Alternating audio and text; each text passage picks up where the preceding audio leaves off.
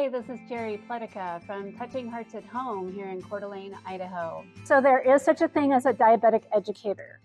A diabetic educator gets someone started with insulin and their finger pokes and all of that system pulling up insulin first, because it's a process. It's a learning tool. They also teach them how to eat appropriately, but a lot of times, like we talked about earlier, some clients decide to just manage their blood sugars and eat the crap anyways.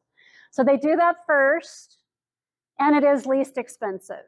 So pulling up meds, understanding that process, taking your own blood sugars, managing and tracking everything, that's the least expensive.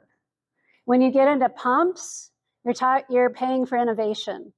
So what is paid for on an insurance side, I'm not exactly sure. But they'll look at that cost-benefit ratio. They're always going to go towards something that's injectable over something that is innovative and takes less work, because that's more expensive, but you still have to manage it or have someone manage it for you, a family member, especially if someone starts getting into dementia. I talked just briefly earlier. The chance of you having uncontrolled diabetes and dementia is pretty similar. You're going to have uncontrolled blood sugars. You're going to potentially have higher chance of diabetes. So that's a selling point on tracking, but how it gets paid for, that's because everybody wants everything free all the time.